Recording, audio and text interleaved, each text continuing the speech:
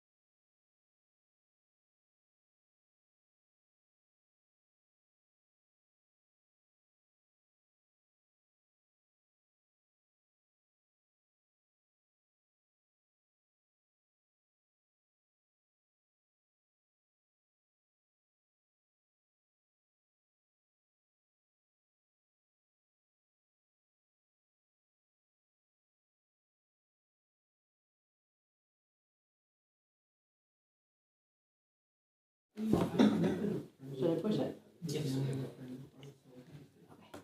We're ready. Okay, I'd like to call to order the regular board meeting of the Niles Main District Library on June 18th, 2025 at 7 p.m.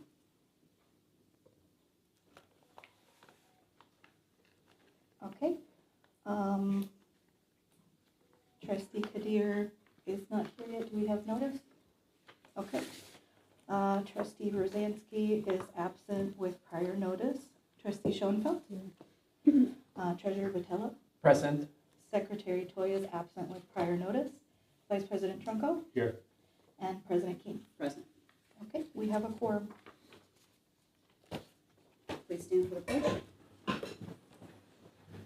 I pledge allegiance to the flag of the United States of America and to the republic for which it stands, one nation, under God, indivisible, with liberty and justice for all.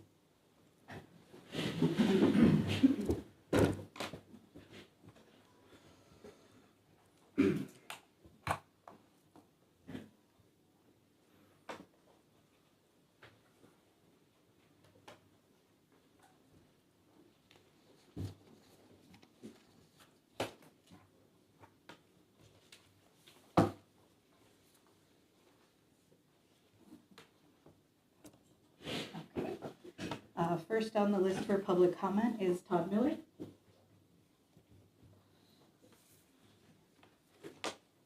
Good evening, everybody, and you should all have a copy of my comments in front of you.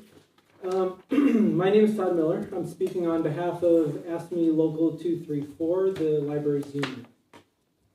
With the discussion of expanding the library's hours on the agenda for this meeting, the union would like to make a statement to be considered during that discussion. Regarding the increase in library hours, we understand and support the proposed change to open at 9 a.m. and to close at 9 p.m. Monday through Thursday. This expansion of hours would bring the library to 71 open hours per week, a substantial increase from the current 66. However, we strongly disagree with the administration's proposal to stay open until 8 o'clock p.m. on Fridays. We have seen no evidence that this extra hour would significantly benefit the community when usage is sparse enough with the current 7 p.m. closing time. Library administration has told the union that this change will allow for more library programming. However, staff are not aware of specific requests from patrons for Friday evening programming, and administration has not shared these specific patron requests with staff. We do not believe such programs would be well enough attended to justify the burden placed on staff. Administration has proposed extending Friday hours for a trial period to plan to implement Friday programming during that time. We feel that there's no need for such a trial. We also want to point out that the library already has a template for Friday evening programming that take place after the library is closed, such as the Shakespeare Project, which was held just last week. If the administration wishes to have more Friday programming, they could do so with the hours as they are now.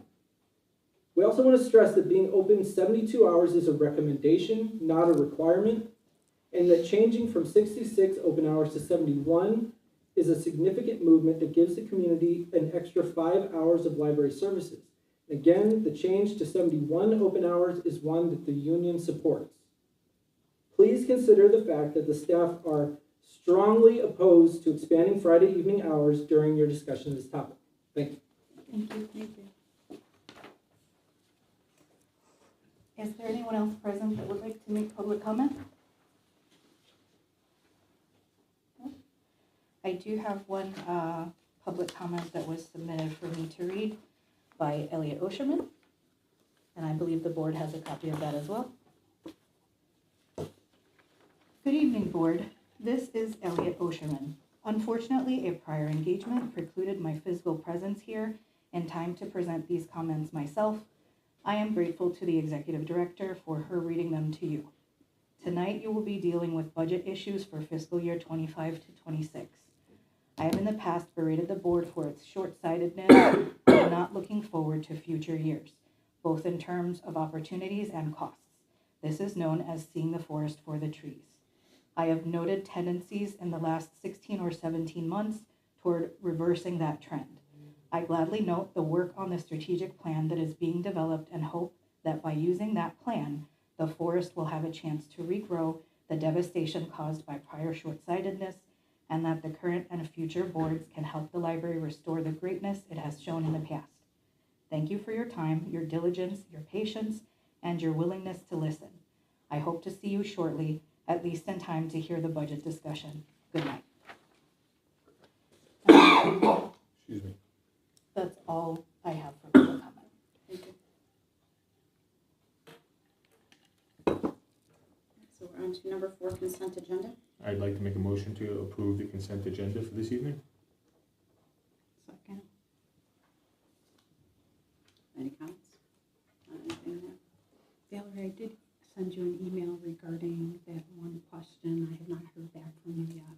I returned both of your emails Okay. shortly. Which one would you like me to speak to? Could we either one? further discuss the actual, what is it?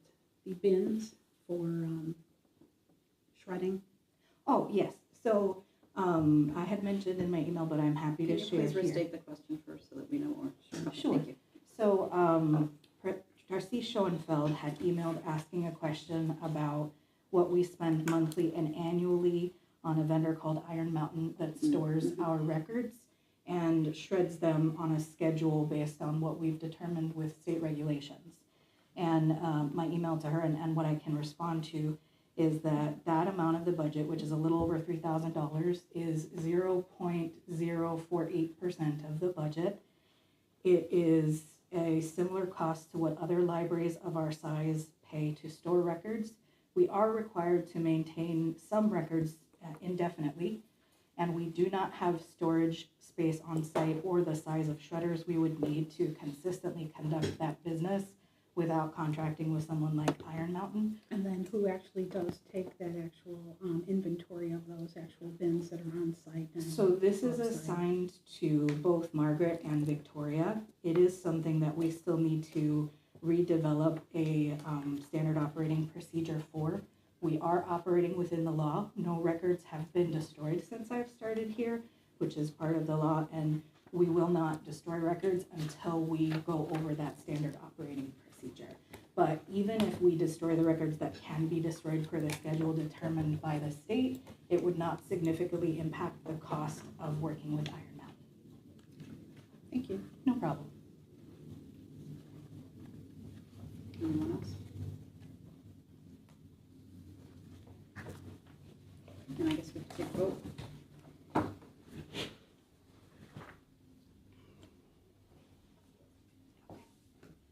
Trustee Schoenfeld? Yes. Treasurer Botello? Yes. Vice President Trunko? Yes. President Keene? Yes. Okay, 4 yeses and no other present trustees, it passes.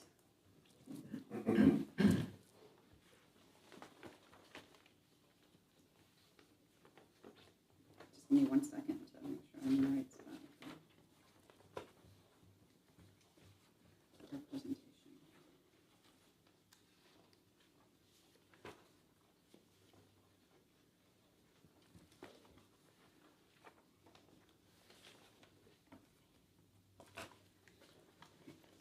Ready for the presentation.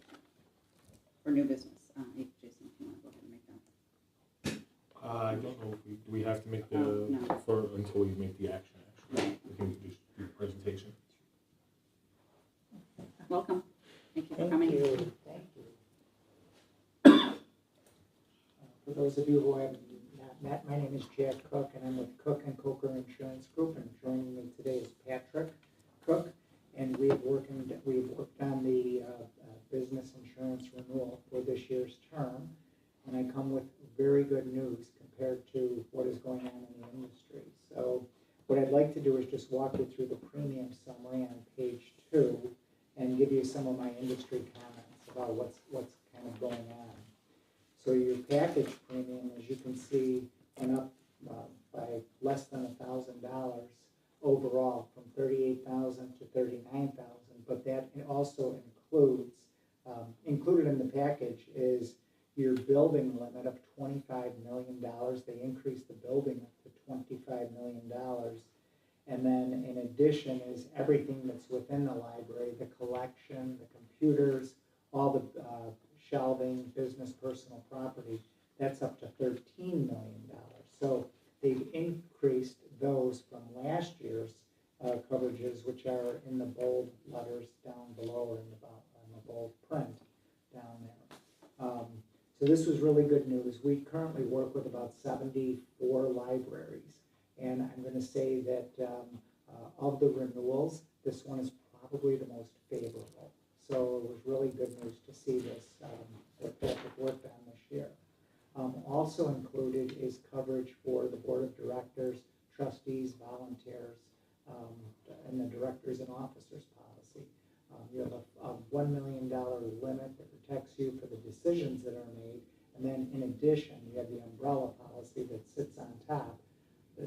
Utica National is the only company that I'm aware of that actually does that. So you actually have a $5 million limit. Okay, $4 million umbrella, $1 million policy, D&O limit. The business auto, anybody that drives an auto and opened their last auto premium, you're going to see it's really up, really increased. The cost of repairing vehicles is really getting expensive. And Utica wanted to increase it by 23%, and Patrick was able to have a conversation with the underwriter, and they got it down to a 9.5 increase. So that was really good news. Your umbrella, which is the additional liability insurance that goes over all your, say, slip and fall insurance. If somebody sues the library for some type of a bodily injury claim, there's something called third-party litigation that is, or third-party litigators that are now kind of jumping into the personal injury scene, and they're actually, the private equity companies are actually investing in lawsuits, and so they're seeing so that's leading to insurance companies larger settlements, longer claim periods because people aren't settling as quick, and so it's really leading to insurance companies paying out a lot. So that is the reason why your umbrella, its premiums are high to begin with, but we were able to get them to bring that down just a little bit. Workers' comp, same thing. There was a time, I know when I came to this library 10 years ago, workers' comp claims were, some of them were really high. And so, but with the implementation of better controls and things like that, we're starting to see better workers' comp, fewer claims, which is really good news, because that can really drive up the cost of your insurance. And the last one is your government crime. There is a rule, a law, I don't know exactly what it is, that requires that the library carry a crime, an employee dishonesty limit. It's very high. It's $5 million right now. And they passed, Governor Pritzker passed something that said that they no longer have to carry such a high limit. So on the second page, it should show if you wanted to lower that limit to $995,000, which is still pretty high, you can reduce your cost pretty good from the government crime policy. So that's a decision that I think you have to make. Do you want to continue with the really high limit? Yes, we all read the newspapers and watch the TV and we hear about things, but I think that limit was pretty excessive, and I still think that even having close to $1 million is probably more than enough, especially with the controls that the library has in place. So, And can you clarify, please, that also includes the bond for our treasurer? Yes. So that's really who it's intended to cover. It's the treasurer, as well as it used to be just a treasurer's bond that only covered the treasurer, and then they kind of found out, well, the treasurer really can't get off with too much money. It could be an employee who's selling books out the back door or something, and so it covers everybody, including the treasurer. Okay, treasurer. So, Can I ask a question? yes. Yeah. So the premium from last year, the $4,012, that was based on a $5 million. Yes, very close to 5 million, yes. And this year, it's going up to 4.4, or 4,463. But if you wanted to lower it, you could go to the last line where it says $2,275, and you would still be compliant. So if you're looking for a savings, that is a place where you Just not could. sure which page is that. Oh, the last page. I handed out a new handout to everyone, and it's on the back of it. Got it, thank you. Yeah.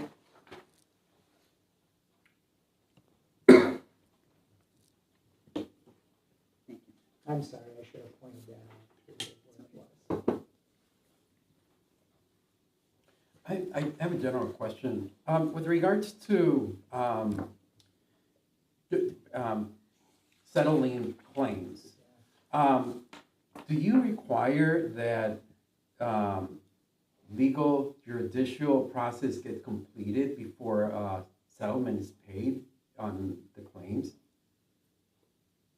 Specific to like government crime? Does it, you mean, do you have to, like, for crime complaints, yes, you do have to go through legal actions. You can't just, they don't just say, oh, okay, we'll let it go. They pursue the person who took that money. And so those cases have to be resolved through the judicial system before they get paid out, or how? Correct, yes, Okay. they will, yes, yes. Okay. Thank you. And then usually what happens is the person that took that money, they don't have the money to give it back, and so that's where the insurance company steps in. They pay you back, and then they step in and go after that individual. Thank you. Yeah, yeah. Can you think of any other questions? Not for I me. don't have any at this Okay, time. perfect. Well, like I said, very favorable, very good renewal based on what's going on in the insurance industry right now. I think we are starting to come to an end to this hard market that we've had for the last 5 years, but hopefully things continue to get a little better, so, okay? Thank you. Thank you for so coming much. out. Thank you so Thank you much. very much. I'd like to make a motion to approve the renewal for the liability insurance. Second. I'd like to make an amended motion. Sure. If necessary, to approve the liability insurance with the lower amount for the government crime. So I don't know if we need a different number, or when we make the, do we need to have a number for the vote? Do you mind, since you have your phone, Rich, doing the math? Let me just take a look. Or if any trustees want to discuss that, or should we just? I think do the discussion and then, Yeah. because the motion allows you to discuss it, and then we can do the Okay. amendment to include the exact figure and have it lowered. I'll second your motion so that we have that second. How do you guys feel about doing the lower amount for the? I'm okay with that. I'm in agreement with it. No.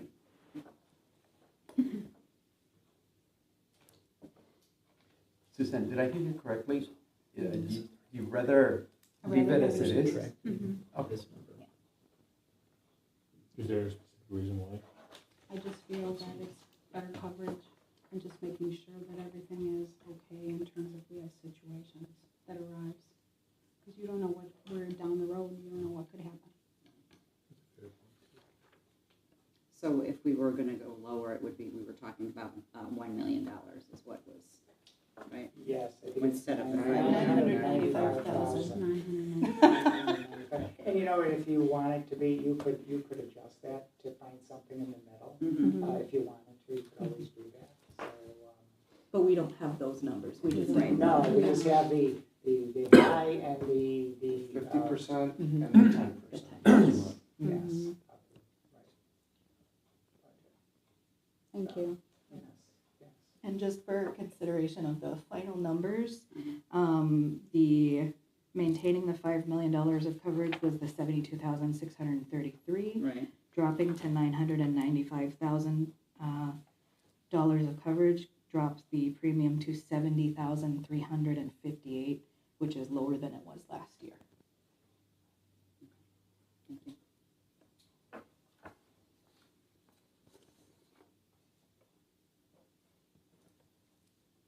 So do we vote on the?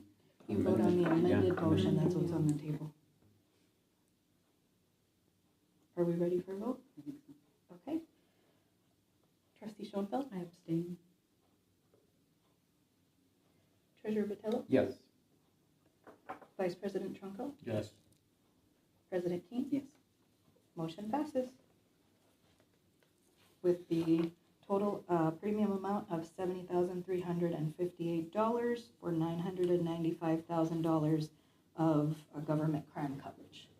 Thank you. Thank you so Thank you, much. gentlemen. We Thanks, appreciate your guys. time. Good night. Have a nice summer. You too. I'd like to make a motion to approve the non-resident library card annual renewal program. Second. I have one question on this.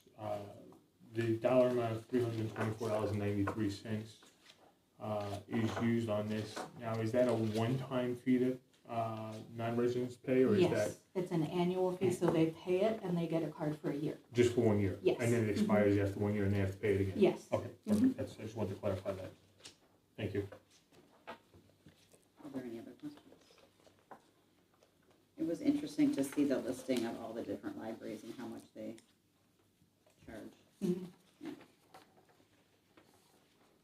Okay, I guess we can vote then if there are no other comments or questions. So just to clarify, the motion is to approve using the general mathematical formula for a non-resident fee of $324.93 Yes. annually? Yes. Okay, perfect.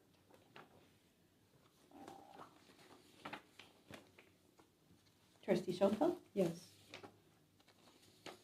Treasurer Vitello? Yes. Vice President Trunko? Yes. President Keane? Yes. Perfect, passes.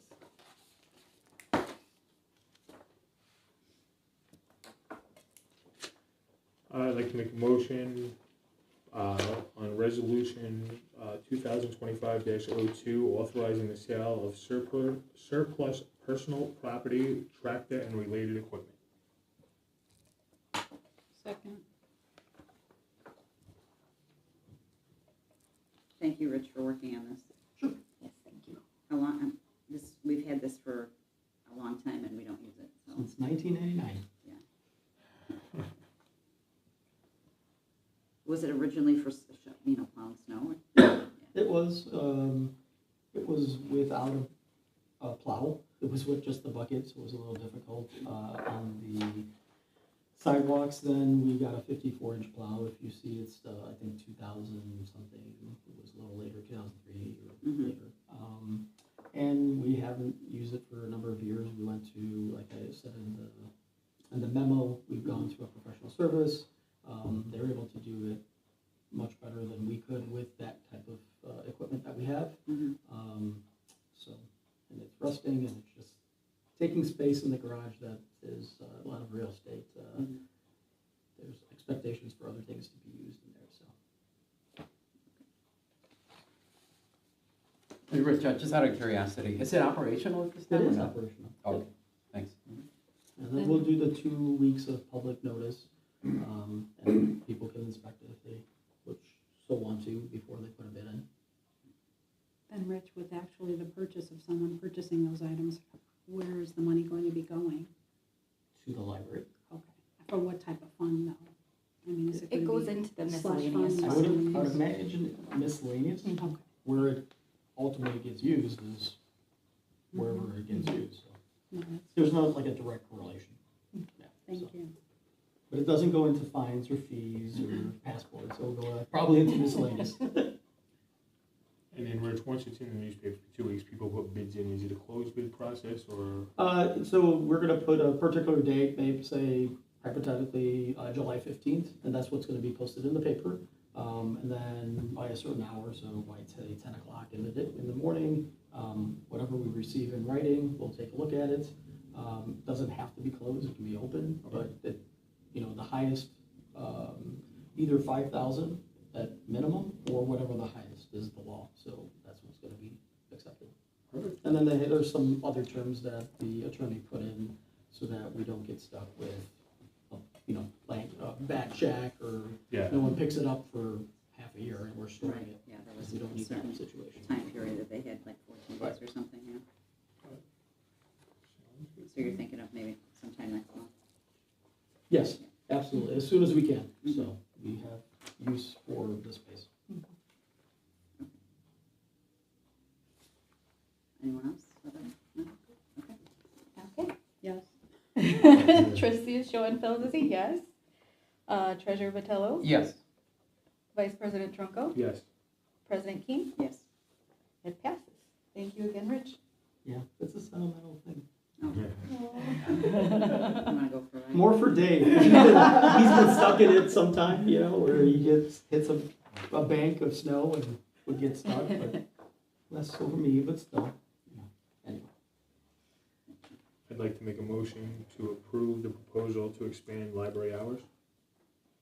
Second.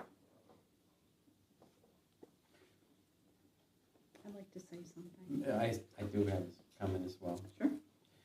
Just out of curiosity, Valerie, do you have a recollection going back to 10 years? Has the library maintained Friday hours later than the current time that's now? Not as far as staff have told me. We have not gone later than the 7 o'clock on Fridays that we currently have. Thank you. I have a long dissertation, so I'm going to be a little while. I'd like to address the proposal to expand the library's operating hours. While I appreciate the intention to improve community access, I have significant concerns about the timing, the feasibility, and financial responsibility of this proposal.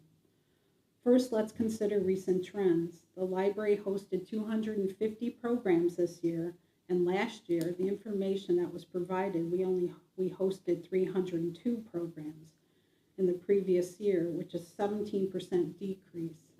This suggests a possible decline in program engagement or a shift in how our patrons are using our library services.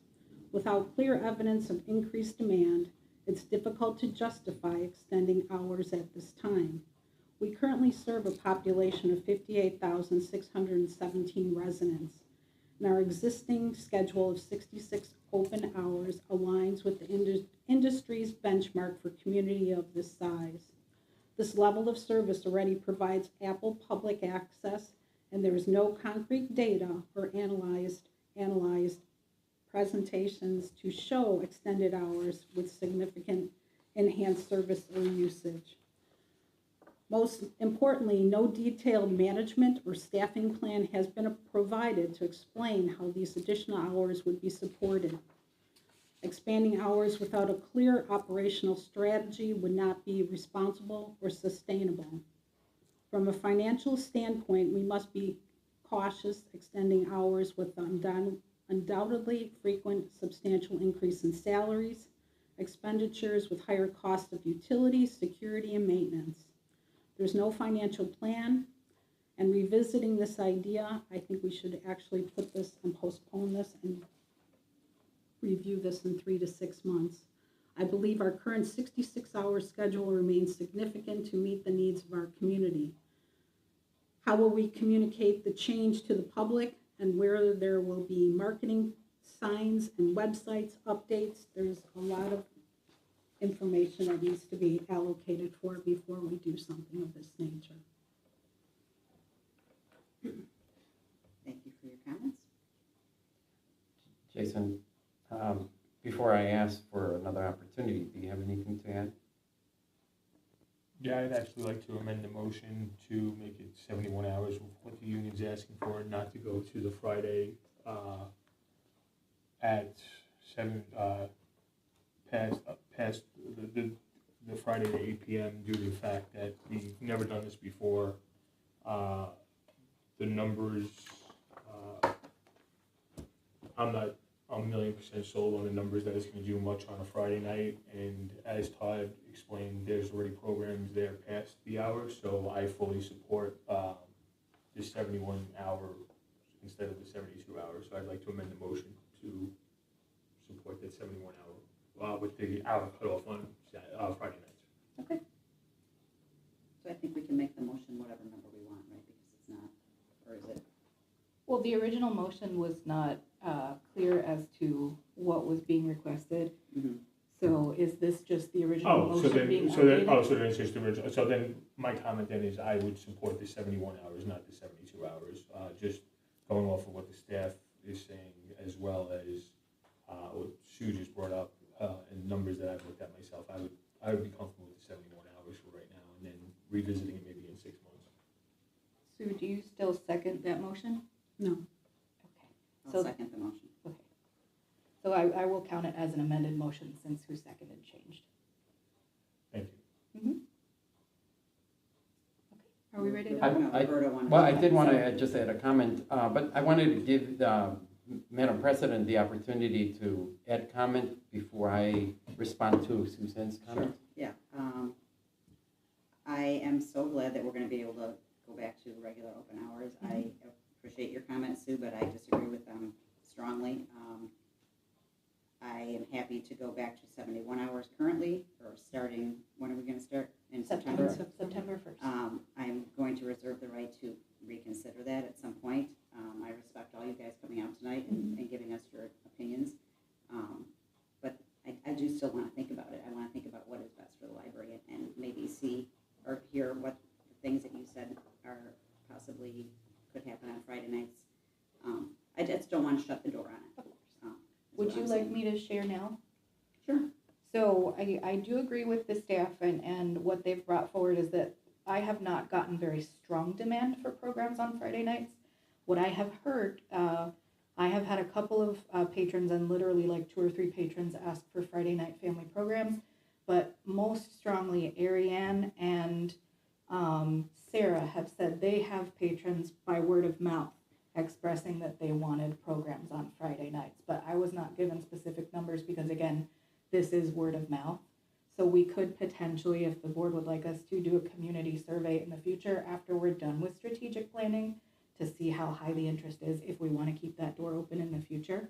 But I appreciate you also listening to the concerns of staff And I as would well. like to know more about the, I can't remember the term that Todd used about however it is to schedule something for Friday night, like the Shakespeare Project. I would like to know how that works. That's the only program that we have that I'm aware of that is after hours, and it's been in existence for years. Mhm. So we don't have a regular plan for doing that, other than that one program that happens once or twice a year. Summer Rich reading. has So there's, a better experience with that. We do also have sometimes the summer reading after hours programs, but they're very sporadic, these types of programs. We don't have a consistent plan for after hours Friday programs other than things that pop up sporadically. And that is something we could look into if the board wanted us to and if we gathered more data about community interest. I'm very happy to open to 71 hours right now. just to piggyback for something you said, Valerie, I know that you said some people have heard Friday night. I know that I personally have heard, and I know it's looking at other libraries, it's really not there, but a lot of people in the community, especially during school hours when finals and things of that nature are going on, are looking for more time on Sundays, earlier times on Sundays. You know, so that may be something in the future we want to look at as well. Maybe an hour on Sunday, maybe that's where we look at it, just because there are people that are looking for that for their kids who have projects and stuff over the weekends, where it does get crowded at times, so. This is something that was part of the strategic plan survey that we'll get data on moving forward with the strategic plan. It wasn't as specifically outlined as like this hour on Sunday, this hour on Friday, but we did ask a question about when people want to come to the library. And so we may have better data to consider once the strategic plan is available so that we, can talk about that in the future. But I think the community will be really happy with the 71 hours. Yeah. And I appreciate that the union and the staff are happy to provide that service as well. I did want to add a comment, and Sue, thank you for your comments. I would prefer that we table this motion until we get the other board members present to take a vote. And the reason for that is because I think that, at least from my perspective, I agree with Jason in terms of what I've heard personally from families is that they prefer, and at least it was told to me during the course of this my first term, that they would like to see Sunday hours expanded. No specific hours were mentioned to me, but just expansion. And so, as it relates to school children, so I would like for us to consider, look at numbers in terms of, on the statistics, whether or not we do have more participation from the families that have school-age children on Sundays versus Fridays. We don't keep specific statistics about what age groups are here on different days. And also, while I can't speak for the union, I'm not sure, I did hear from several staff when I sent out a survey to staff that Sunday earlier hours were not as accommodating to staff as the 71 hours that have been presented, as the union said. I don't want to speak for them, but that's my understanding from speaking to staff. Also, if we wait to, if we table this, I would also urge the board that we would need to push forward opening from September into another month, because we would need time to market the change. So, if that's being considered. I also think something that was brought up, since this was part of the strategic plan, now that I've heard that and remember that also, I don't know if we should make any decision until we have the full information from the strategic plan, because that's why we're paying $30,000 to do a strategic plan. So I think we should wait to listen to our community actually at this point now. I think what Roberto's saying holds a lot of weight and a lot of value at this point. So. So should I take a vote, or is the motion Do we have to withdrawn? table it? We would have to We- take the vote and then we Or you table. could withdraw the Yes, motion. right, take the vote on the Well, amendment. I just withdraw the motion. You could withdraw your motion. I'll go ahead and withdraw my motion to approve the expanded hours at this time.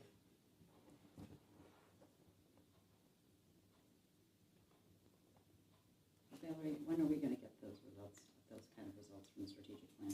So the strategic plan results will be shared with the board and the staff prior to the planned In August, retreats in August. which is 2 months from now, so that would put us down to November to being able to open. And, At the earliest.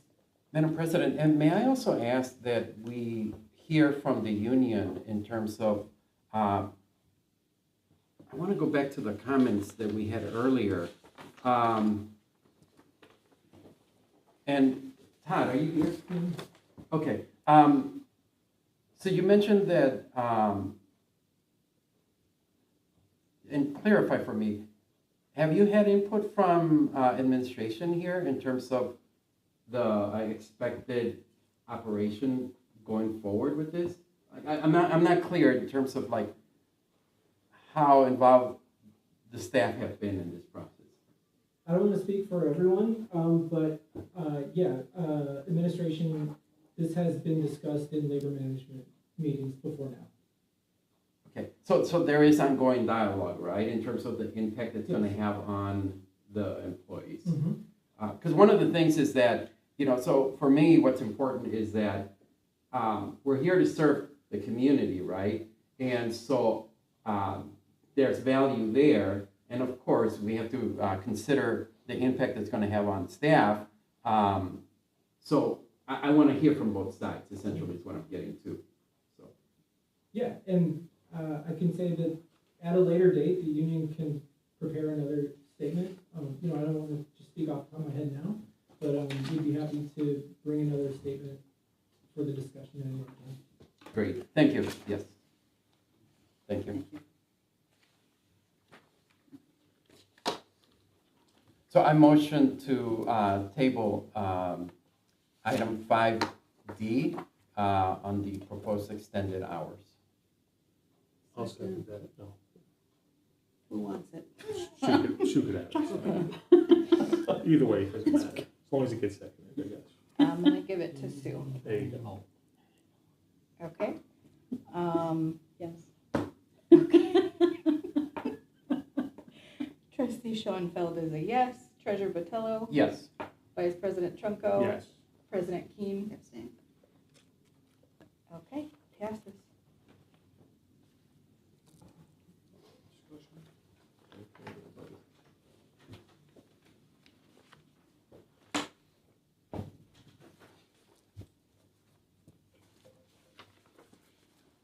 Okay, so we are at discussion of preliminary budget. Would you like to open by saying anything, Valerie? For this preliminary budget, I do want to say that it is still preliminary because Meristem advisors, our financial advisor, would like to look with me again after we get the final June financials, because that will help us see, instead of seeing projected expenditures, a better idea of what we spent through the end of the year. There are several contracts and things that come through in the last 3 months. And while we have pretty good projections, I'd like to see what that looks like before presenting final numbers to the board. But this is our best position, again, both working with Meristem advisors and Sikich at this point. And we did our best to be a little bit more conservative this year based on, again, our projected numbers and our actual expenditures over the past 2 years. Thank you. All right, so Madam President, I did want to bring up something that I would like for the board to consider. In terms of what the board does here, there are 3 positions that require hands-on and the use of computers. Sometimes to review budget numbers, sometimes to prepare minutes for the meetings.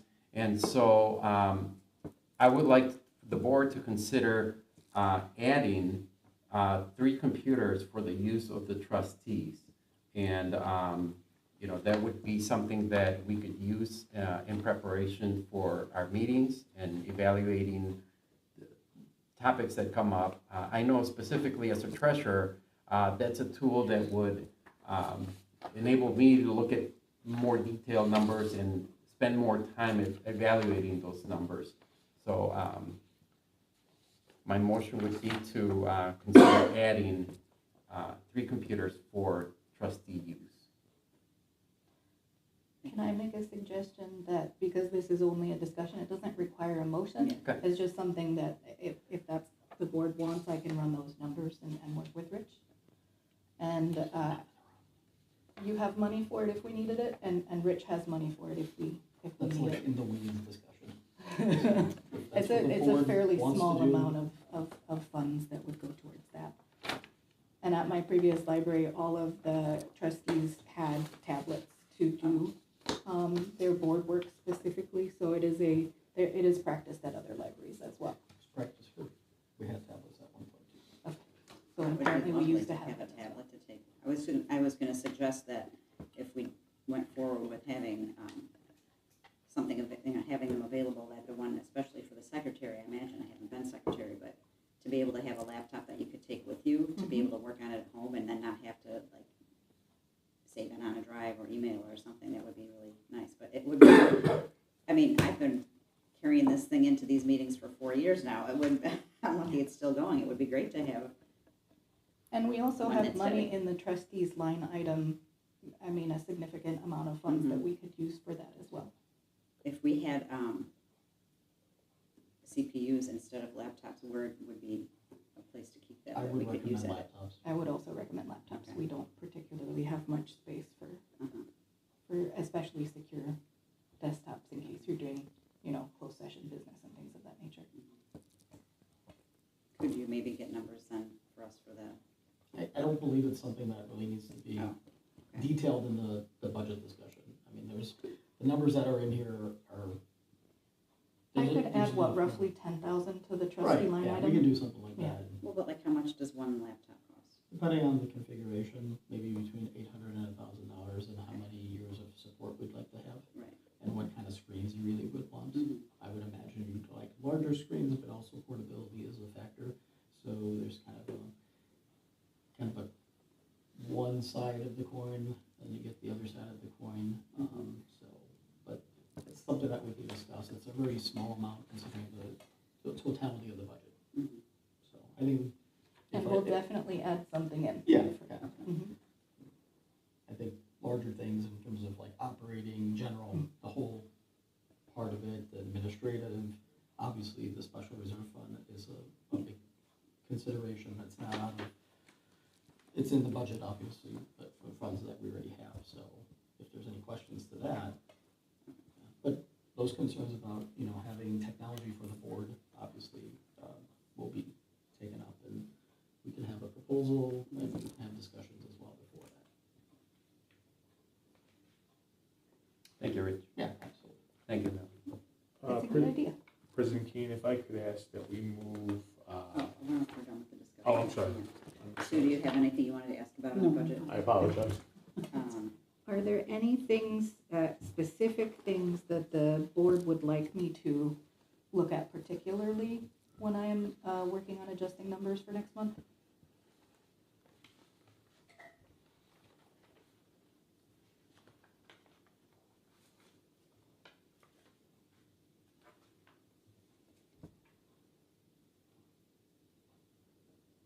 Can you just say a little bit about what you had already told me, just so everyone knows what I have heard from you about how the promotional expenses are going to be, that's going to move into a different area? So something that I will be working on for next month and did not have the opportunity to do for this month is I am working with our business office coordinator and all of the supervisors to add some different line items in here. So some of these numbers will remain the same, but be put into different line items so it is easier for example, last year was the first year that digital services had its own budget outside of the per capita grant. And so we weren't sure how to budget or where to put things. And part of what I've been working with the supervisors on is better line items for both them and us to be able to track what is being spent in appropriate line items. Again, we've been lawful and these line items are appropriate, but we want to be a little bit more detailed.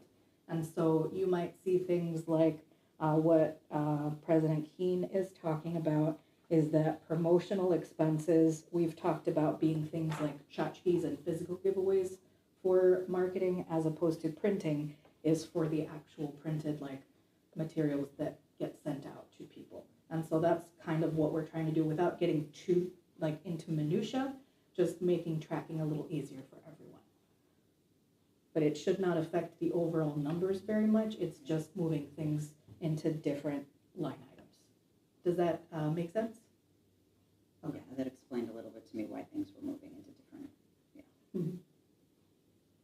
I also wanted to bring up maybe the possibility, like we went from legal fees being 101,500, I have no glasses on, $101,500 of legal fees to budgeting to 35,000. Mhm. And I know that we're way down from before, but I am worried that that's maybe, I That's just too want to, low. Okay. yeah. I can maybe adjust we could that bump up. it up to 50 or something like that, I don't know. I do want to point out that our budget is what we look at and expect to spend, but legally what we're actually approving is an appropriation, just for the public as well. Mhm. Just, and so the way we do our appropriations is we allow for up to 100% in any line item to legally be spent in case we have an overage that we don't expect. And so this is a matter of approach. Would we like to have the budget be more conservative and potentially go over in a couple of line items as long as it's explained? Or would we rather have a larger budget and potentially underspend? So, and I'm happy to follow whichever direction the board would like to go in. I think we should increase it a little more though. Just for legal or in general for everything, add in a little bit of cushion I would say for legal. for Yeah, legal? I was just Mhm. referring to legal right now. Okay, I'd like to see some more in professional development. okay. That's a $24,000 dip there, and I think that we could always use more staff development. The staff will be very happy about that, thank you. Especially Cassandra. As you can tell. I would actually say it should increase from the 74,000. So Okay. that's my personal opinion. I'm happy staying with the 74 or 75. that we had last Yeah, year? you could keep it Okay. at what it was. Okay. I mean, that's me. I agree. We will be very happy. That is one of our internal goals, is to increase training and professional development exponentially. And I will in future be proposing what President Keene had suggested a few months ago of a second staff day, hopefully. I just didn't have it on here for this month. Did we want to talk about dates for, Vice President Trunkel had suggested potentially bringing up dates for meetings about the budget, but we are early in the legal cycle for being able to discuss the budget, so if we want to maintain them just at regular meetings, we should still be able to fall within the legal timelines. Yeah. Especially if the decision is made next month, but even in August, we would be within legal timelines. Yeah, and while I did bring that up, we're missing, right? Yeah, we're missing almost half the Yes. board, so we don't know who's scheduled and things like that, so. Anyone else question or comment on the preliminary budget?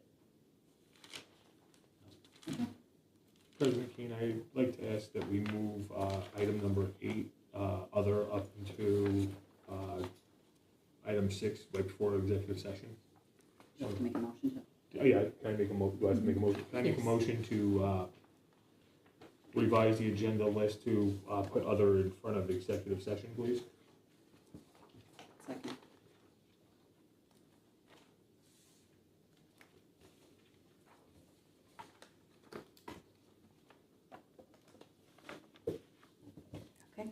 Trustee Schoenfeld? Yes. Trustee Yes. Vitello? Vice President Trunkel? Yes. President Keene? Yes, Pass. thank you. President Keene, if you'd be so kind to allow me to go to the podium and address the board? Yes. Thank you.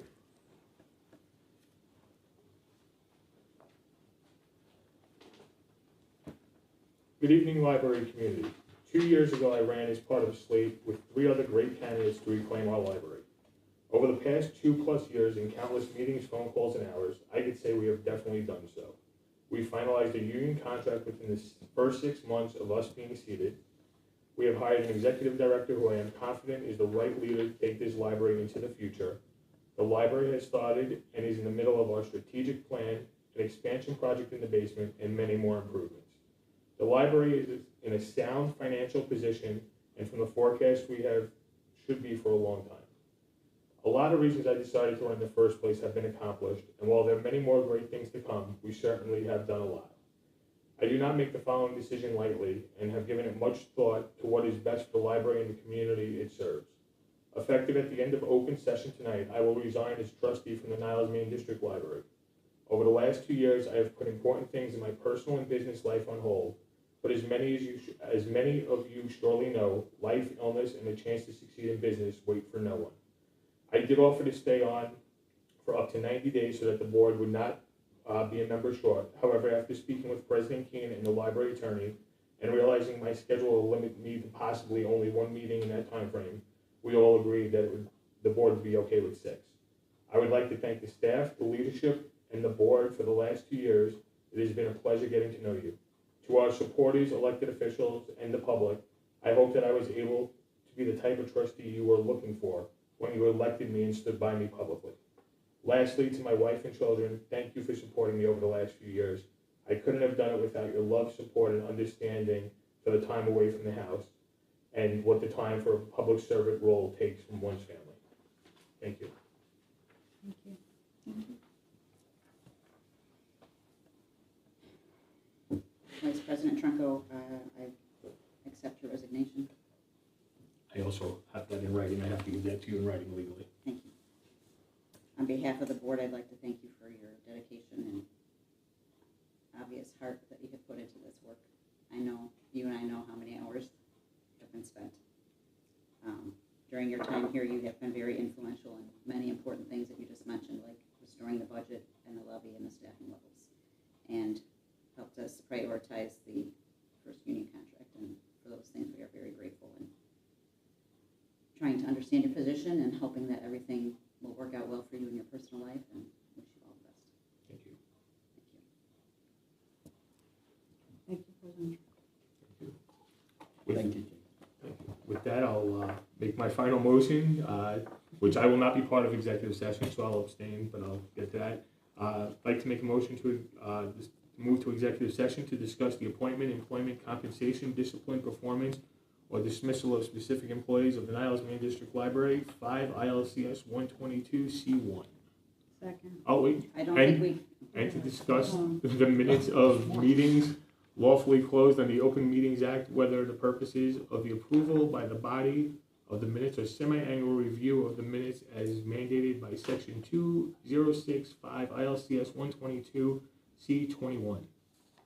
We do not have a quorum of 4 trustees, so we will not be able to have closed session. Oh, So I'm sorry you had to read all that. sorry. Right. That's right. Can I go to closed session? Okay, well then, would you like to make a motion to adjourn? But your comment said after. After open session. After Oh, open session. okay. Because anything that's going So to be that's decided, the since I won't be on next the board, I year's feel thing. it's unfair to Okay. be part of. And I was thinking with the 5, Right. but trustee, they're not here. So we make a motion to, does anyone else have any other, because we're still in other technically. Okay. I'd like to make a motion to adjourn the June 18th, 2025 regular library board meeting. Second. All in favor? Aye. Aye. Aye.